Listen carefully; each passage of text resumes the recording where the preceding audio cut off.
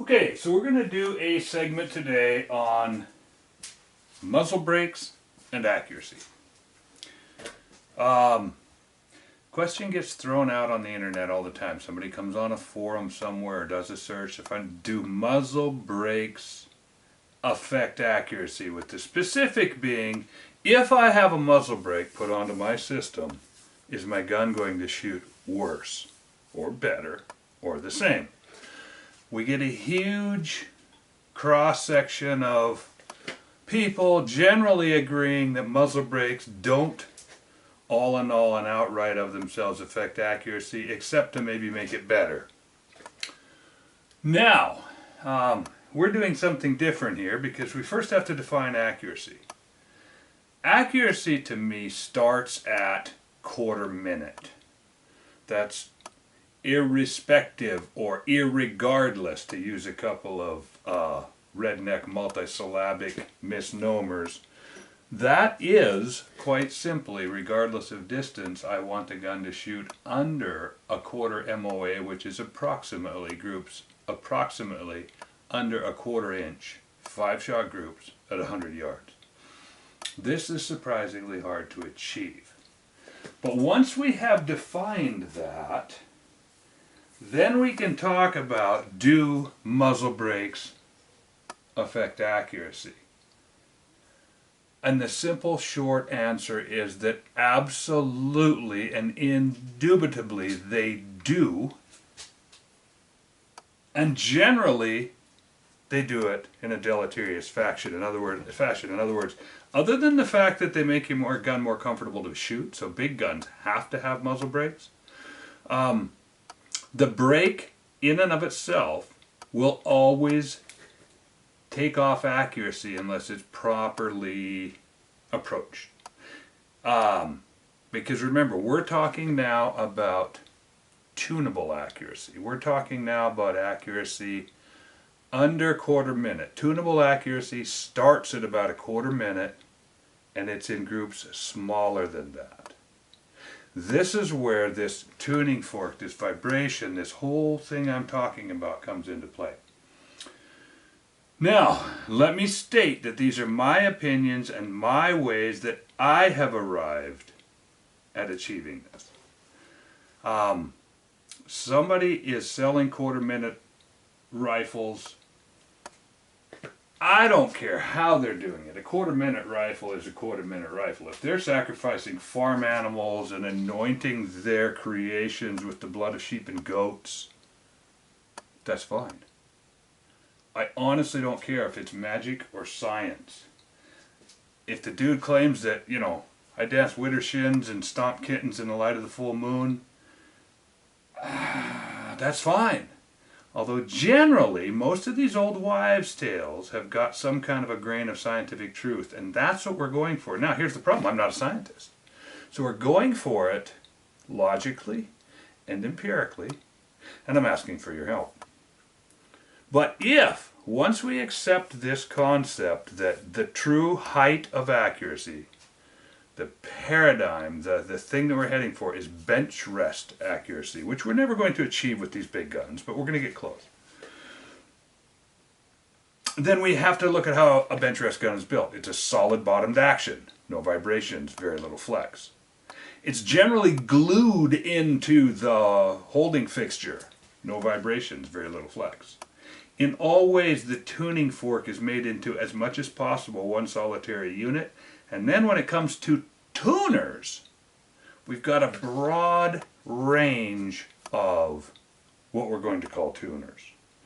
Some of them work, some of them don't. They all change things. And even the worst, most rudimentary tuner, which falls under the heading of muzzle devices, and that does include muzzle brakes, even the worst of them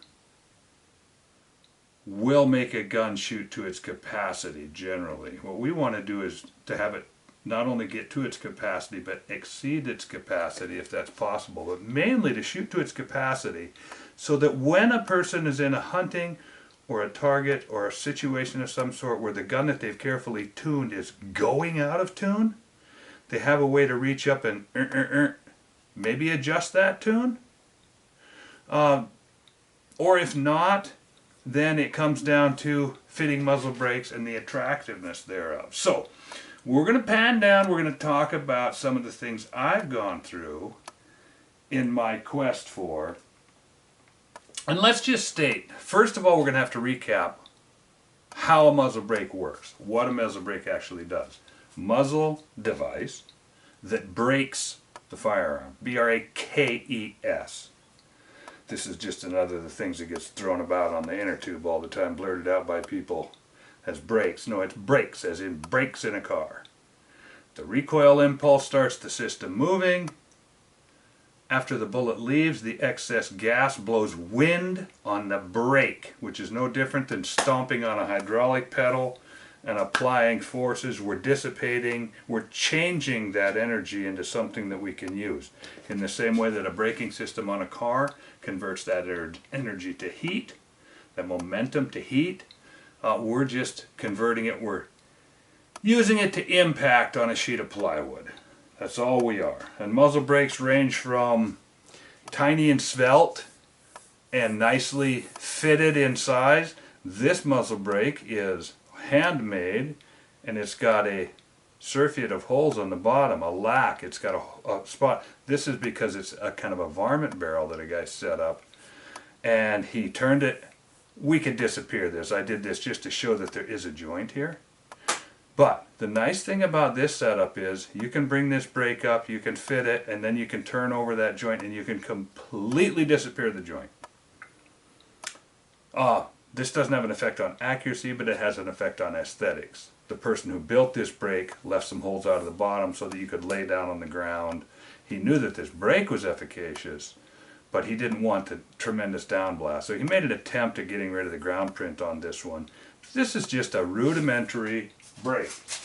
So, that said, that's a good accurate brake. Now, when a person buys brakes like this in bulk, this is what you're looking at.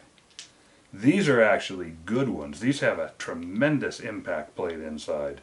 These work really well, but when you get them, they come looking funky. Now, this particular one, for instance, is funkified, and then it's turned to a specific size so that I can put some of my tuners on it.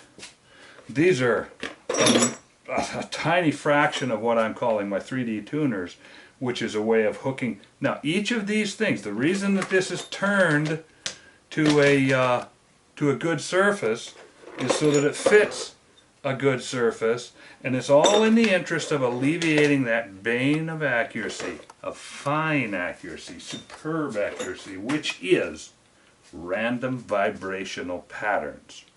Random vibrations. So, what we're really focusing on here is primarily accuracy. And the simplest, single most accurate system on the planet is the bench rest rifle, glued in, essentially one piece, very few shaky, rattly parts, and in most cases, I'd say 90% of the guns on the line don't even have a tuning device on the end, because people have had mixed results with these tuning devices, and very few have muzzle brakes. So what I'm going to do is show you some of the things I've done to make a muzzle brake look semi-attractive. We start with something like this, or something like this. This is an oldie that's been around. I've tested and used it many times. It has huge impact plates and easily measured, because I'm kind of math dumb. I can say, wow, this is so big. Then another blank that you buy looks like this. It has fish gills out the side. Now here we have a problem with timing. I've had, I don't know, dozens at least, let's say, of these things installed on guns. I've got a half a dozen guns here in the shop people have brought in. And always the muzzle brake is crooked. It's close, but I'm anal. I'm a construction guy, so I see things that normal people don't see. I pick up a gun and I can tell that that flattened muzzle brake is bent, cocked, crooked, boom, boom, boom, boom. You know, I want it dead, absolutely, beyond a shadow of a doubt, flat. Otherwise, I tend to fall over. I pick it up and you get kind of weird with it. So you start with these round things, and the question is, what do you do? One of the first things you can do is flatten them off a little bit. And when you're doing it, and the reason that this comes back to accuracy is in all senses I'm leading up to how are we going to eliminate these vibrations? How are we going to affix this? And there are many different issues. Here's one, for instance, that I did for a fiberglass, or testing a retard barrel, and this brake is isolated completely from this carbon fiber, and the reason for that is carbon fiber, by dint of their design, are crap because the barrel inside expands and contracts at a different rate than this carbon fiber does. So this brake doesn't touch the carbon fiber. This is a half-minute gun for a few shots. Then the glue loosens up, and of course it's probably a quarter-minute gun once in a while for a few shots. But every time it heats up and re-glues itself, it changes a little bit. But this is, again, we're starting with something like this. We fitted this, and this actually is hollowed out and has a little tuning ring inside, so it tightens down super, super tight. We're leading up to things here. And yet it's completely isolated from this carbon fiber barrel. So isolation and tightness to get rid of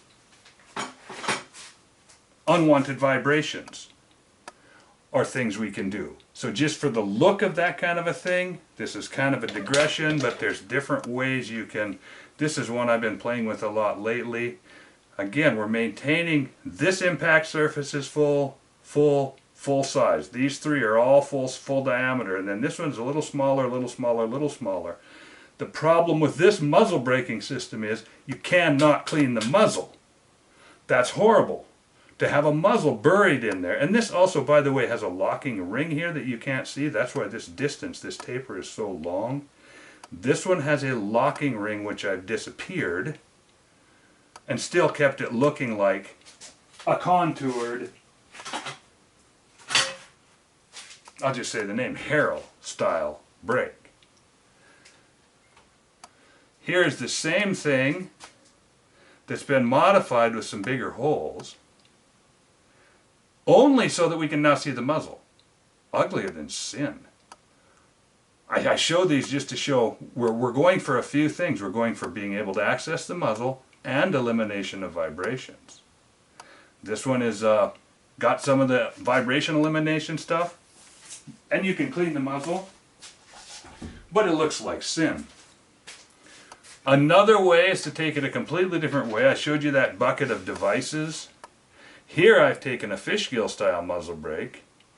Underneath this device I've got it split so that I can tune and turn this to tighten it up and get it set exactly the way I want it, dead straight up and down. And then I've added this tuner device, both in the interest of checking out my, testing my 3D tuner. And this is a prototype. They're all different shapes and sizes and whatever. I'm not asking you to think of this as attractive. It's just a minimalist thing. I've shaved off all the extras everywhere. But that aside, it covers a joint, and in the end, this gun shoots quarter minute easily. And it shoots quarter minute through a range, and it's a 338 Lapua Magnum. Well, a blown out 338 McCallum. And you can take it up into the hills somewhere and play with this if you're comfortable enough with the gun. If it goes out of tune, you can screw these screws in and out. You can move this. I'm constantly working on different ways to try to maintain a tune without moving parts. Remember, it comes back to moving parts. So the functions of the muzzle brake are, number one, to pick up wind. The bigger they are, this is so simple. The bigger they are, the more wind they pick up. A nice little system like this, these are two screwed back to back. I was going to illustrate how you can disappear joints and whatever. These are two blanks, different kinds, used back to back. And these are for hunting style guns, but unfortunately at this size they don't offer as much recoil reduction. So by the time you cut a big hole in this for a 338 and you've only got this much, you've cut your sheet of plywood down by 2/3. You just simply don't get the recoil reduction that we're looking for. So how do you do a big honker of a thing and still make it look attractive? Well, these guys did it this way and it looks somewhat attractive. But remember, it's limited to just these two plates. Bigger is better. Truly big, as I brought up before, it's a truly big muzzle brake. This one right here will slow down a Sherman tank. it has got so much impact plate inside of it that there's nothing left by the time it comes out the end. But that's to illustrate that you can go bigger, and as they get bigger, they do get more effective. But that one's pretty useless for a lot of things. So we're going to get down here, and we're going to show you some ways. Let's reiterate again. With muzzle brakes, what is important is, number one, that it not screw up accuracy. Get a sheet of paper out here and something I can make some. Number one, it has to not screw with accuracy. And to do that, it has to not shake. Now, this brake is okay, it's fine, it's got big threads, so it doesn't, when I thread the end of a good-sized barrel, it doesn't expand in any way. The problem with this one is it's a through hole, and it doesn't have an abutting surface, so it's impossible to lock this front up. This is a decent brake, but it will never shoot well under a quarter minute because there's always that little bit of dust being thrown into the system by this thing out here flopping around. Remember, these get hit hard. You watch a high-speed video of the barrel bending under the load and you realize this thing's out here shaking around horrifically. So this brake, this through system, pretty well no good. You take a standard muzzle brake, run a little taper down into it, leave an abutting shoulder, and now you can bury the tip in, get this to stop against a stop, get this to stop against a stop. Now you've got 2 points. And this is an ugly little brake that's reasonably effective and well machined with a sleeved, there's 3 or 4 different sleeving areas here that you can work with to get this on pretty tight. Rock set it on, it's pretty good. And because it's got holes all around, timing is not an issue. You just crank it down, you're done. The problem occurs when you get into these fish gill assemblies, and it really occurs when you start flattening them out and making them into something that hopefully looks more attractive for your client or for yourself. So what I've tried to do is take all of these things, all of these features, and work them together. I started with using these flats, using a wrench on these flats, using rock set to lock them down, getting them to shoulder here, both butt shoulder and inside shoulder, without cutting this down too far inside so that we're not screwing up the barrel. And then furthermore, running up into here, there's enough meat left inside of these particular harrows that you can get a shouldering surface up in here, and I can still access the front of the barrel. So I've achieved a bunch of things. The problem is, the next thing I want in a muzzle brake is that it be removable. That's a problem. Because once you've deformed these into place once and got them dead flat, you ever touch them, take them off, move them again, they're done. So that throws out any aspect of tuning that you could possibly have. So this brings me to my final iteration. This is where I am right now for a brake that offers the features that I find to be important. It's got flats so that it can be tightened with a wrench, so that it can be tightened tightly. It's got a locking collar ring so that that collar goes back over the barrel for adjustment without leaving an unsightly gap here. As you can see as I come out, now there's a gap. But this collar turns over the barrel, and there's quite a bit of meat left in this collar. This particular collar is tapered at 3 degrees. And the brake itself is tapered at 4 degrees, so I've subtly changed these. But this has still got enough meat that I can drive a wrench up against it. Now, the problem is, this back here has to float. It can't be collared on anything because it's a slip joint. These butt together, and because they butt together and tighten up tightly, you'll notice that I've got a little 45-degree relief cut here, and to match out here on the end so that it all looks good. Accentuate this joint. Don't try to get rid of it. So now we can butt this up kind of like a barrel nutting assembly, and in some cases, the thing you're going to find is that these always time out on the wrong side. But what you can do here with this is you can make it truly, truly tight by fiddling with this, tightening this down with a wrench, You can get a good crescent wrench on there, and you can crank this, and you can look at it and say, oops, it's a little bit crooked. You crack it loose, back this off, hit it again. With this accentuated groove and the flats, we've got a fairly attractive thing. Now when I take this and I cramp it down, I get it exactly where I want it. It is still removable in the long term, but it's set here for good, and I can rock set it if I want to. Now I can sandblast the whole assembly. I've got a brake that's not overly big and bulky, but yet it's still a full 1-inch brake on about a 680 or so barrel here. It's almost twice as big as this, but I've camouflaged that. And because of the fact that I've made a bunch of extra parts work against themselves, I feel right now that I can tighten this down to where this joint does lock it up enough that this is a muzzle brake that will allow a gun to shoot 1/4 minute. I bring this up only because this is the only fix I've found. If I want to not have round, the round Harrell style muzzle brake is easy to get shouldered and tightened up and jammed on here to where it no longer has any vibration. But it's round.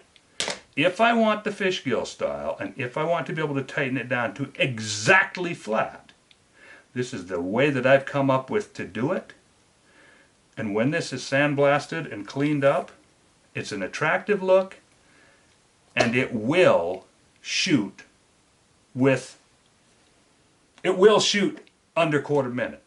And I buy buckets of, just because this video might be running out, I buy these tuning collars, all different kinds here, but these ones I get from Harrell, and they're blind on one end. They're actually a muzzle cap. But with the use of these collars, I can't even, I'm running out of video time, and there's 40 of them in there. Trust me, you can, with the use of a collar, it's more moving parts, but because they work in tandem, I think the system solves the problems inherent to muzzle brakes as concerns accuracy.